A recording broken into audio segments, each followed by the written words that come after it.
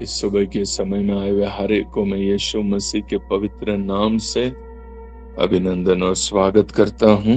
இந்த காலை வேளையிலே வந்திருக்கிற இந்த இணைப்புல இணைந்திருக்கிற ஒவ்வொருவரையும் இயேசுவின் நாமத்தில் நான் வாழ்த்துகிறேன். कितने लोग खुश है इस सुबह के समय? இந்த காலை நேரத்துல எத்தனை பேர் சந்தோஷமா இருக்கிறீர்கள்? कितने लोग कल मैंने जो असाइनमेंट आपको दिया उसको करके आए आज? நேற்றைய தினத்துல உங்களுக்கு ஹோம்வொர்க் கொடுத்திருந்தேன், எத்தனை பேர் பண்ணிட்டு வந்திருக்கீங்க? बताइए कितने बार आ रहा है? சொல்லுங்க எத்தனை தடவை வருதுன்னு. ஒன்றாய் இருக்கும்படி அவருக்குள் ஒன்றாக ஒன்றாக எத்தனை தடவை வருது?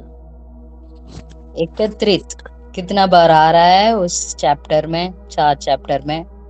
5 முறை வருது பாஸ்டர். 5 बार. 14, 15, 16, 17 ये चारों चैप्टर एक ही स्ट्रेच में बोला गया है. ये अलग अलग चैप्टर के वाइस में हमारे लिए लिखी भी है. 14, 15, 16, 17 ஆகிய அதிகாரங்களிலே ஒரே அந்த ஃப்ளோல ஒரே அந்த அதிகாரத்தோடு கண்டினியூஷன் தான் வருது 17வது அதிகாரம் வரை. அது எல்லாமே ஒரே தான் இயேசு பேசினது. அது நம்ம படிக்கிறதுக்காக நம்ம அதை 14, 15, 16, 17 நம்ம பிரிச்சிருக்கோமே தவிர அது இயேசு கிறிஸ்து ஒரே ஸ்ட்ரெச்ல பேசினது 14ல இருந்து 17 வரைக்கும் ஒரே சர்மன். அது ஒரே இடத்துல ஒரே இதுல பேசினது. அவர் ஒரு மேன்ஷனை பத்தி பேசுறாரு, அந்த மேன்ஷன் பத்தி ரெவலேஷன். அது 14, 15, 16, 17 ये चारों चैप्टर जो है एक ही स्ट्रेच में यीशु मसीह ने बात किया है. ऐसा नहीं कि अलग अलग जगह में बात किया, वो एक ही स्ट्रेच में बात किया. बट हमें समझने के लिए उसको 14, 15, 16, 17 करके अलग चैप्टर वाइज उसको बांट दिया गया है. ஒரே சர்மனா இருந்தது, நமக்கு புரியும்படியாக அது அதிகாரங்களாக பிரிக்கப்பட்டிருக்கிறது. So he is talking about वो यीशु मसीह जो है पिता के साथ कैसे एक होना है ना, उसके अंदर यीशु मसीह जिस स्थान के अंदर पिता में है वो स्थान के बारे में हमसे बात कर रहा है. वहां पे இயேசு அந்த அதிகாரங்களிலே பிதாவினிடத்துல ஒரு இடம் இருக்கிறது, அந்த இடத்துல எந்த இடத்துல அவர் இருக்கிறாரோ அத பத்தி நமக்கு பேசுறார். In my father's house there are a lot of mansions. என் பிதாவின் வீட்டில் अनेक வாசஸ்தலங்கள் இருக்கிறது. ये जो निवास स्थान यीशु मसीह जो जगह की बात कर रहा है ना, वो है ना, जैसे ये पृथ्वी भी तो उन्हीं में ही है. இந்த அங்க பேசப்பட்டிருக்கிறதான அந்த வாஸ்தஸ்தலம், அந்த இடம் இந்த இந்த நீங்க இந்த பூமியை பாப்பீங்கன்னா இந்த பூமியும் அவருக்குள்ளதான் இருக்கு. है ना. So ये भी एक निवास स्थान ही है, उनमें ही है. ये भी இந்த இதுவும் ஒரு இடம் தான், வாசஸ்தலம் தான், இதுவும் அவருக்குள்ளதான் இருக்கிறது. ऐसे पिता में बहुत सारे निवास स्थान है. இதே போல பிதாவினிடத்துல अनेक வாசஸ்தலங்கள் இருக்கிறது. So but Jesus बोल रहा है मैं आपके लिए एक जगह तैयार. ஆனால் இயேசு சொல்லுகிறார், நான் போய் உங்களுக்காக ஒரு இடத்தை ஆயத்தம் பண்ண போகிறேன் என்று சொல்லுகிறார். और वो जगह ऐसा रहेगा, அந்த இடம் எப்படி இருக்கும்னா, मैं मेरे पिता में हूँ, நான் என் பிதாவிலும், और तुम मुझ में है, நீங்கள் என்னிலும், और मैं तुम में हूँ, நான் உங்களிலும் இருக்கிறது போல அந்த இடம் இருக்கும்.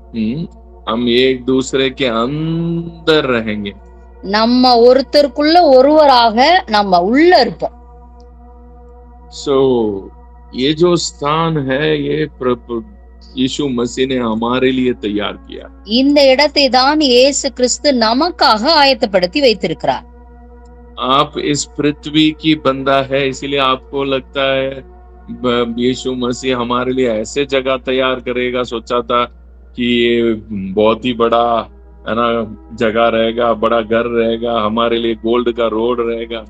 நம்ம இந்த மண்ணானவர்களாக இந்த பூமிக்குரியவர்களாக இருப்பதினாலே அவர் கட்டுகிறதான அந்த வாசஸ்தலத்தை எப்படி யோசிச்சிருக்கோம்னா, அது பெரிய மாளிகை போல இருக்கும், ரோடெல்லாம் தங்கமா இருக்கும், அதுல நம்ம நடப்போம், நம்ம ஒரு கற்பனை பண்ணி வச்சிருக்கோம்.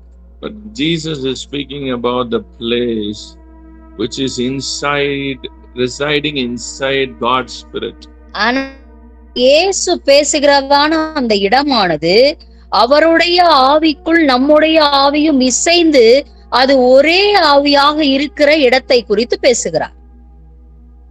इसलिए यीशु ने कहा मैं पृथ्वी की बातें आपके साथ बात कर रहा हूँ, यही आप लोगों को है ना हजम नहीं हो रहा है, तो आप स्वर्गीय बातों को कैसे है ना. இயேசு சொல்றாரு, இந்த பூமிக்குரிய காரியங்களை பேசும் பொழுதே உங்களுக்கு செரிக்க மாட்டேங்குது, புரிய மாட்டேங்குது. நான் வானத்துக்குரிய பரலோகத்துக்குரிய காரியங்களை பேசுவேன் என்றால் எப்படி உங்களுக்கு புரியும்ன்றார். So if you want to understand the heavenly things, நீங்க பரலோகத்துக்குரிய காரியங்களை புரிய வேண்டும் என்றால் उसके लिए आपको heavenly बनना पड़ता है पहले. அதற்காக நீங்கள் வானத்துக்குரியவர்களாக பரலோகத்துக்குரியவர்களாக மாற வேண்டியது அவசியமாயிருக்கிறது. आपको स्वर्गीय देग, आप आपकी स्वर्गीय देग को प्राप्त करना पड़ता है. நீங்கள் வேதத்தில் சொல்லப்பட்டது போல வானத்துக்குரிய மேனியை நீங்கள் பெற வேண்டியது அவசியம். उसी को हम कहते हैं दोबारा जन्म होना. அதைதான் நாம் சொல்லுகிறோம் மறுபடியும் பிறப்பது அப்படின்னு சொல்லுகிறோம். इस दुनिया में जन्म हुआ तो एक स्वर्ग, एक पार्थिव देह हमें मिला है. இந்த பூமியில பிறக்கும் போது இந்த சரீரம், இந்த பூமிக்குரிய சரீரம் நமக்கு கிடைக்க பெறுகிறது. सेम में जब आप स्वर्गीय स्थानों में स्वर्ग में जन्म होते हैं तो आपको वहां पे स्वर्ग का देह मिलता है. நீங்கள் வானத்துக்குரியவர்களாக பிறக்கும் பொழுது வானத்துக்குரிய மேனி, பரலோகத்துக்குரிய மேனி உங்களுக்கு கிடைக்கப்படுகிறது. बट उस देह को प्राप्त करने से काफी नहीं है. அதை பெறுவது மட்டும் போதாது. मैं जन्म हो गया ये बड़ा बात नहीं है. நான் மறுபடியும் பிறந்துட்டேன் அப்படின்றது பெரிய விஷயம் கிடையாது. जन्म होने से कुछ नहीं होता है. பிறக்கிறதுனால ஒண்ணும் ஆயிராது. बलवंत होना है. நாம் பலப்பட வேண்டியது அவசியமாயிருக்கிறது. बलवंत हो, जितना ज्यादा बलवंत होते जाओगे, எத்தனை அதிகம் भीतरी मनुष्य में உள்ளான மனிதனிலே வல்லமையாக எத்தனை அதிகமாக நாம் பலப்பட்டு கொண்டு செல்கிறோமோ उतना ही ज्यादा आप उस दुनिया में हर एक बात को समझने वाले बनोगे. அத்தனை அதிகமாக அந்த ஆவிக்குரிய காரியங்களை நீங்கள் அதிகமாக புரிந்து கொள்ள முடியும். वो डायमेंशन को भी समझना शुरू करोगे. நீங்க அந்த மண்டலத்துக்குரிய காரியங்களையும் புரிந்து கொள்ள ஆரம்பித்து விடுவீர்கள். देखो बलवंत नहीं होते हैं, நீங்க பலப்படலனா आप वहां पे शरीर तो है बट कोई फायदा नहीं है. நீங்க அங்க பலப்படலனா அங்க உங்களுக்கு சரீரம் இருக்கும், ஆனா அதனாலே பிரயோஜனம் ஒன்றும் இருக்காது.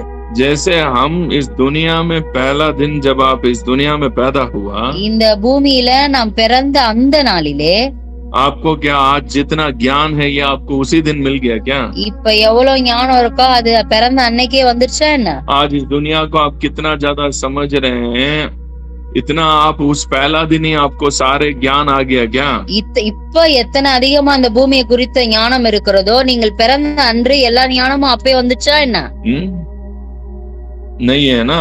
இல்ல. क्यों? காரணம் उस दिन आपका शरीर बलवंत ही नहीं हुआ है. அப்ப பிறந்த உடனே உங்க சரீரம் பலப்படல, பலமாகல.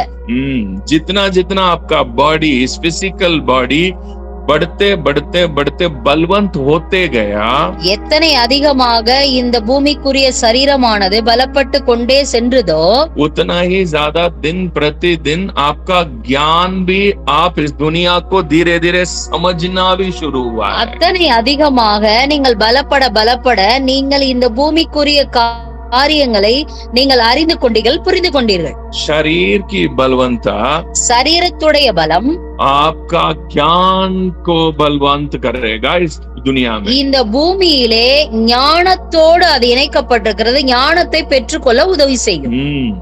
जैसे शरीर बलवंत होते जा गया, சரீரம் பலப்பட்டு கொண்டே இருக்கும் பொழுது சரீரம் பலப்பட்டு கொண்டே இருக்கிற போது जैसे शरीर बलवंत होते गया, हमारा बुद्धि भी बढ़ते गया. நம்ம புத்தியும் அது அதிகரித்து கொண்டே இருக்கும். வந்துச்சு. आप अपने बारे में सोचो, क्या आप में से कितने लोगों को बच्चे आपका पहला दिन आपको याद है? எத்தனை பேருக்கு நீங்க பிறந்த அந்த நாள் உங்களுக்கு ஞாபகம் இருக்கு? कोई है इधर? இருக்கீங்களா யாராவது? मेरा पहला दिन मुझे याद है पास्टर। நான் பிறந்த அன்னைக்கு எனக்கு ஞாபகம் இருக்கு பாஸ்டர். मैंने क्या किया है? நான் என்ன பண்ணேன்? मैं क्या सोच रहा था? நான் என்ன நினைச்சுக்கிட்டு இருந்தேன்? मेरे सामने कौन कौन आया था? எனக்கு முன்னாடி என்ன பார்க்க யார் யாரெல்லாம் வந்தாங்க? ये कोई आया था बहुत बड़ा दाढ़ी के साथ, ये कौन है करके मैं देख ही रहा था उस समय। ஒருத்தர் தாடியோட வந்தாரு, அவரு எனக்கு பார்க்க யாருன்னே தெரியல. इतना काला सा यहाँ लटक रहा है, क्या है सोच रहा था। இது என்ன கருப்பா பெருசா தொங்குதுன்னு நினைச்சிட்டு இருந்தேன். कभी आपने आपका पहला दिन किसी को याद है?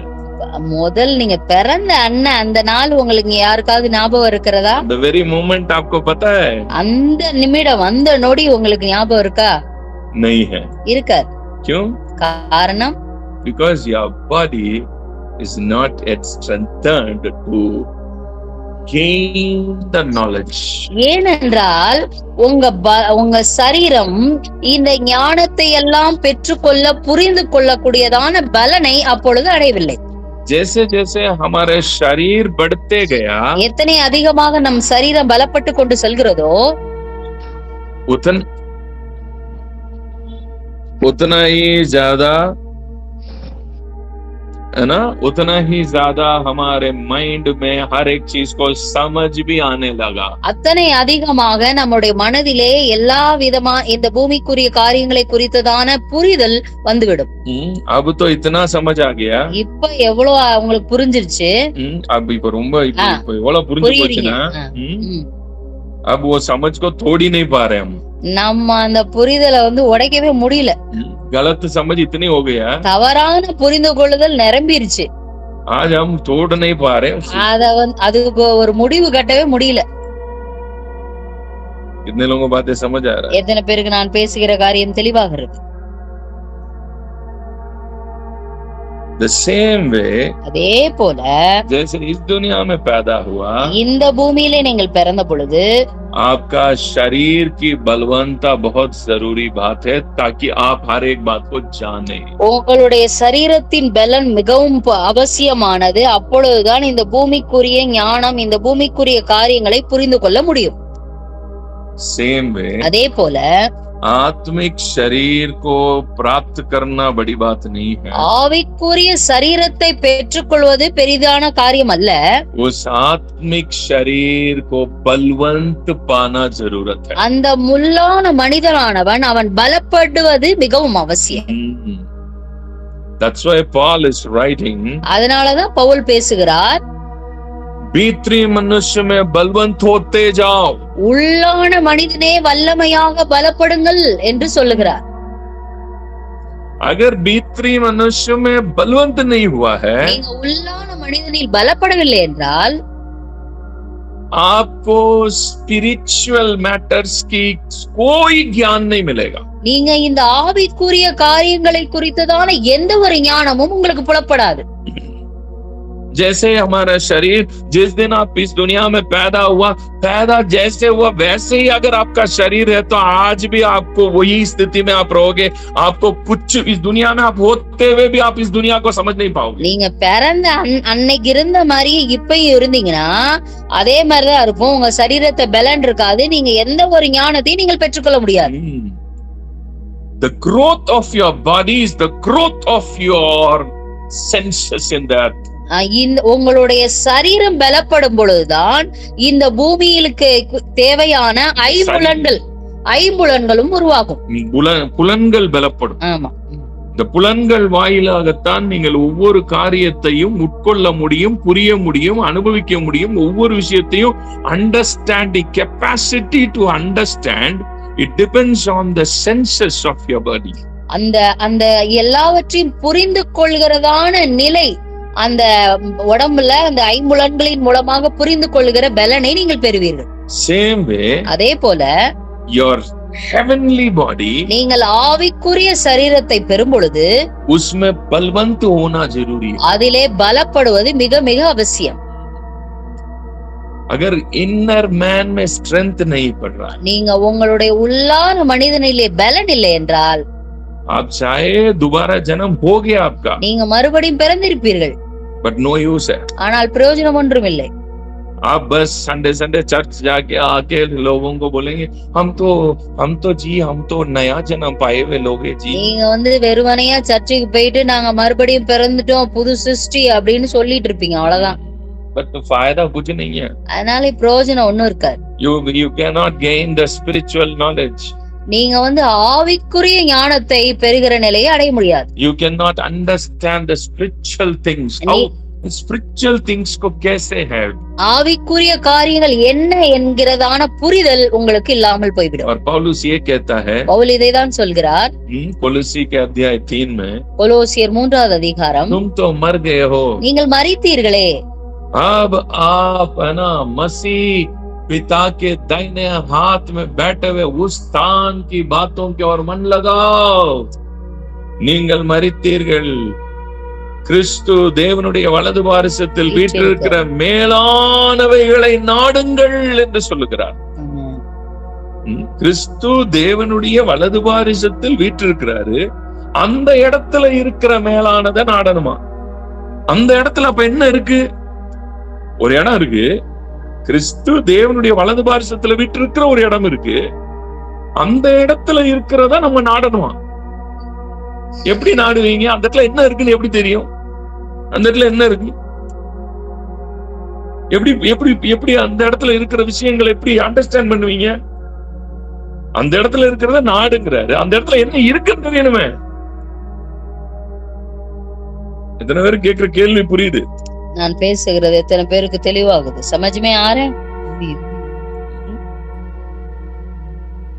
अब पौलुस कह रहा है, मसीह जो पिता के दाहिने हाथ में बैठा हो, उस स्थान की बातों के ऊंची स्थान की उस बातों के ऊपर ध्यान लगाओ।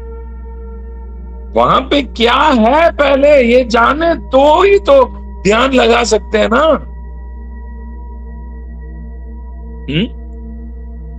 अभी आपने ना तो अमेरिका को ना टीवी में देखा, ना आपने कभी अमेरिका की फोटो भी नहीं देखा। நீங்க ஒரு உதாரணத்துக்கு நீங்க அமெரிக்காவை டிவிலயும் பார்க்கல, ஒரு போட்டோலயும் பார்க்கலன்னு வச்சுக்கோங்க. मैं आपको बोल रहा हूँ, நான் உங்களுக்கு சொல்றேன், अमेरिका में जो चीजें हैं उसको ध्यान लगाओ। நீங்க அமெரிக்கால இருக்கிற அந்த காரியத்தின் மேல உங்கள் நோக்கத்தை வைங்க। अब आप क्या सोचेंगे? आपको तो वहां की कुछ भी बातें पता ही नहीं है। உங்களுக்கு அமெரிக்காவை குறிச்சதான ஒரு பிக்சர் கூட இல்ல, எப்படி நீங்க யோசிப்பீங்க அத குறித்து? मसीह जो पिता के दाहिने हाथ में बैठा है, वहां उस स्थान की बातों की ओर मन लगाओ। கிறிஸ்துவானவர் பிதாவின் வலது பார்சத்தில் அவர் அமர்ந்திருக்கிறார், அங்க இருக்கிற மேலானவைகளை நாடுங்கள் என்று பவுல் சொல்லுகிறார்.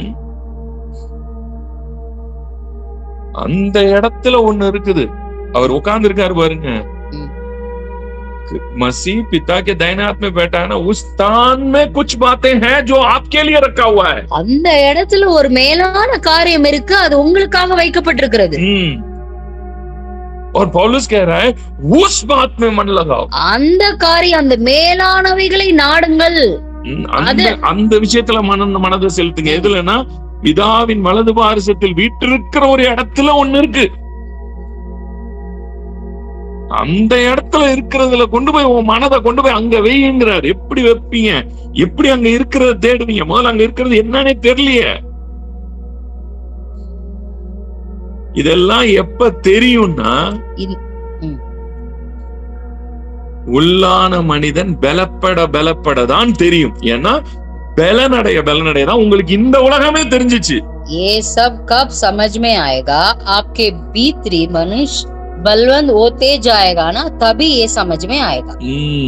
जब आप इस दुनिया में आप पैदा होते ही आपको ये दुनिया भी समझ नहीं आया, बलवंत होने के बाद ही समझ आया ना। எப்படி இந்த உலகத்துல வருகிற சரீரத்துல பலன் வரும்பொழுதுதான் இந்த ஐம்புலன்களின் மூலமாக இந்த ஞானத்தை பெற்றுக்கொள்ள முடியும். இந்த உலகத்தையே உங்களால புரிஞ்சீங்க. இந்த உலகத்தையே நீங்க எப்ப புரிஞ்சீங்கன்னா, जब आपको समझ आया, எப்போ உங்களுக்கு இந்த உலகம் புரிய வந்துச்சு? பலப்பட்டதுக்கு அப்புறம் தானுங்க புரிய வந்துச்சு.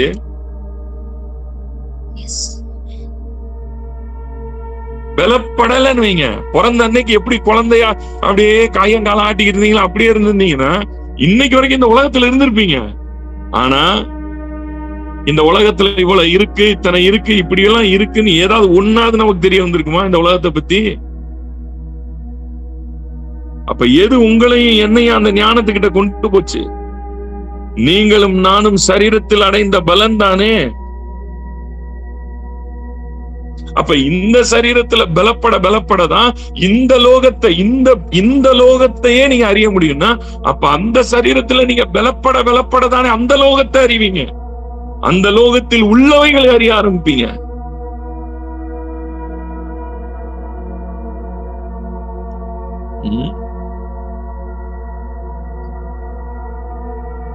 समझ रहे हैं अच्छा से? जैसे इस दुनिया में बलवंत होते गया, समझ आते गया, उस दुनिया में भी बलवंत होते हैं तो उस दुनिया को भी समझ आना शुरू होगा। नहीं है तो you will not have spiritual knowledge, you will be just walking like I am also a Christian, मैं भी मसीह में हूं, बस. நீங்க உள்ளான மனுஷன்ல பலப்படலனா நான் கிறிஸ்தவன் என்று நீங்கள் வார்த்தையால் சொல்லிக் கொள்ளலாம், ஆனால் ஆவிக்குரிய ஞானத்தை நீங்கள் அடைய முடியாது. You cannot attain the spiritual qualities. நீங்க ஆவிக்குரியதான வெளியேற பெற்ற பொக்கிஷத்தை அடைய முடியாது. So become stronger and then நீங்க உள்ளான மனிதனிலே பலப்படுவதிலே முன்னேறி செல்லுங்கள். The grace of God is very important to grow in the spiritual body. தேவனுடைய கிருபையானது உங்களுடைய ஆவிக்குரிய வளர்ச்சிக்கு மிகவும் உதவி செய்கிற ஒன்று. ஆவிக்குரிய சரீரத்தின் வளர்ச்சி. Spiritual body की growth. Spiritual body की growth होता है. How you can grow how can you grow the spiritual body? எப்படி ஆவிக்குரிய சரீரத்திலே வளர்வது, வளர்ச்சி அடைவது? By constantly taking the right food. சரியான உணவை எடுக்கும் பொழுதுதான் சரியான வளர்ச்சி இருக்கும்.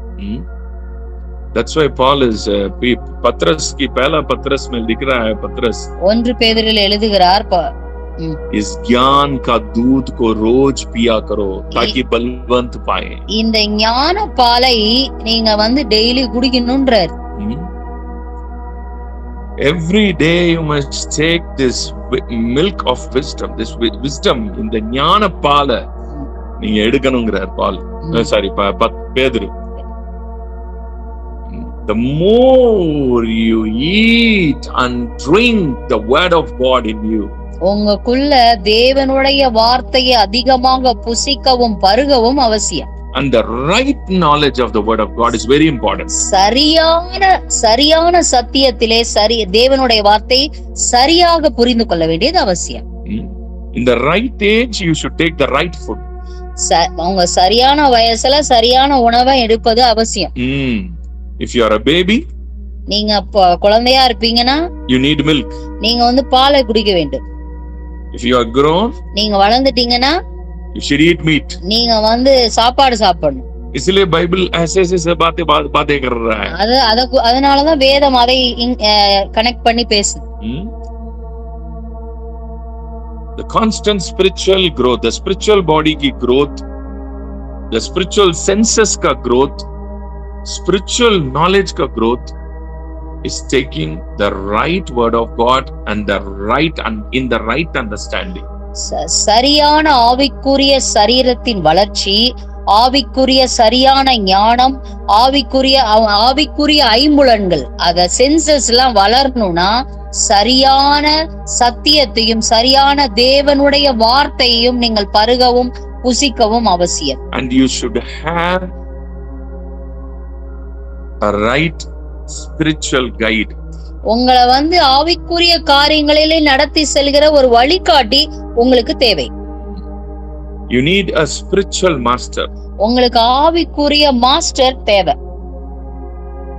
The one who can teach you the spiritual things.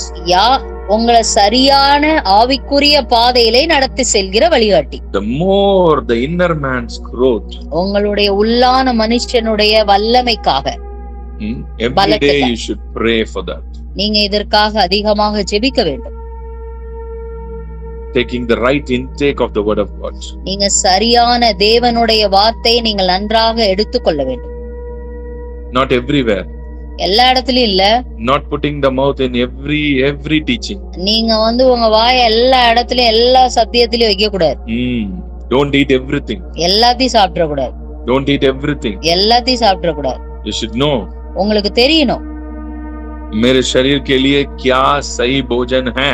என்னுடைய சரீரத்துக்கு எது சரியான உணவு என்பதை நீங்கள் அறிந்திருக்க வேண்டும். कभी आपने सुबह भूख लग रहा है, कितने भी भूख लग रहा है, आप कभी अपने चप्पल को कभी खा लिया क्या? நான் காலையில ரொம்ப பசிக்குதுன்னு நம்ம செருப்பை சாப்பிட்டுறோமா என்ன? बीवी बनाने में टाइम हो रहा है, बहुत ज्यादा टाइम हो रही है, अब कुछ नहीं मिल रहा है, चप्पल ही पड़ा है, उठा के खा लेते थोड़ी है. நம்ம ஒய்ஃப் சமைக்க லேட் ஆகுதுன்னு உட்கார்ந்து இதுல செருப்பு சாப்பிட்டுறோமா என்ன? हमें पता है. நமக்கு நல்லாவே தெரியும். ये रबर है. இது ரப்பரு. ये पेट में जाएगा. இது வயித்துக்கு போச்சுனா फिर मेरा जिंदगी खत्म हो जाएगा. நாம என் வாழ்க்கை முடிஞ்சிரும். The same way. அது அதே போல. मुंह है, चीज भी है, तो खाने के लिए हर चीज नहीं है. வாய் இருக்குன்றதுக்காக கிடைக்கிறதெல்லாம் சாப்பிடுறதுக்காக இல்ல. आपको पता होना है ये भोजन राइट भोजन है, ये भोजन खाएंगे तो बल मिलेगा. உங்களுக்கு நல்லாவே தெரிந்திருக்க வேண்டும், இது சரியான உணவு, இதை சாப்பிடும் பொழுது என்னுடைய சரீரம் அது பலப்படும் என்பதை நீங்கள் அறிந்திருக்க வேண்டும். Don't take wrong food. தவறான உணவை எடுத்துக்கொள்ளாதீர்கள். Then diarrhea चलते रहेगा. அப்புறம் லூஸ் மோஷன் போயிட்டே இருக்கும் உங்களுக்கு. फिर आप पास्टर से पास्टर घूमते रहोगे, पास्टर जी ये टीचिंग वो टीचिंग, 1000 टीचिंग लेके कोई फायदा नहीं है. அப்புறமேல ஒரு 1000 உபதேசத்துக்கு இங்க அங்க தாவிக்கிட்டே இருப்பீங்க. बल नहीं मिलेगा. பலம் உங்களுக்கு கிடைக்காது. खाओगे आप खूब. நீங்க நிறைய சாப்பிடுவீங்க. आप बैठ के सुबह से रात तक खाते रहोगे. நீங்க காலையில இருந்து நைட் வரையும் சாப்பிட்டுக்கிட்டே இருப்பீங்க. But bal, strength is not in eating. Strength is in the right food, the nutrition food. சாப்பிடுறதுனால பலம் வந்துராது. நல்ல சத்துள்ள ஆரோக்கியமான உணவை சாப்பிடும் போதுதான் பலன் வரும்.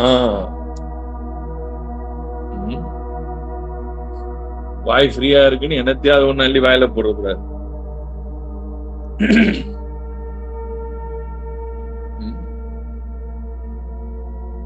எது என்னைய உண்மையாவே வளர்த்து எடுக்குதுன்னு பாருங்க. எந்த சாப்பிடும் போது எனக்கு உண்மையாவே நான் பலம் அடைஞ்சுக்கிட்டே இருக்கிறேங்கிறத பாருங்க. பலம் தெரியணும் உடம்புல. எப்படி உங்களுக்கு இந்த உடம்புல பலம் தெரியுது? ஒரு சாப்பாடை சாப்பிடுறீங்க, சும்மா டெய்லி வெறும் சாதாரணமான ஃபுட்டை மட்டும் எடுத்துக்கிட்டே இருக்கிறீங்கன்னு வச்சுக்கோங்க. 3 நேரம் வெறும் சோறா தின்னா சுகர் தான் வரும்.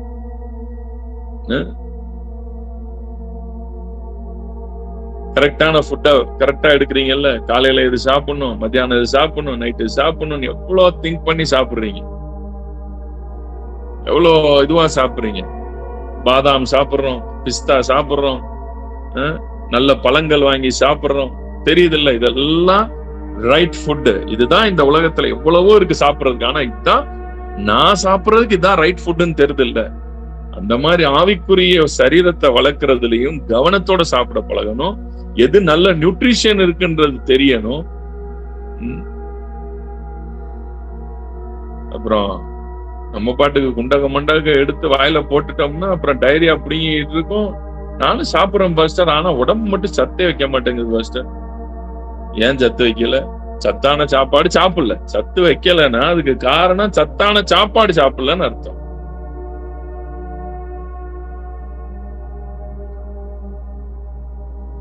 क्यों डायरिया चल रहा है? राइट फूड हमने नहीं खाया, इसी वजह से ही हमारा आज स्पिरिचुअल ग्रोथ नहीं हो रही है. क्यों? फूड ठीक नहीं है. बल खाने में नहीं है, आप क्या खाते हैं उसमें है. ठीक है? राइट खाना खाया करो, राइट टीचिंग सीखा करो, आगे बढ़ोगे। गॉड ब्लेस यू और सीखेंगे। प्रभु आपको आशीष करे।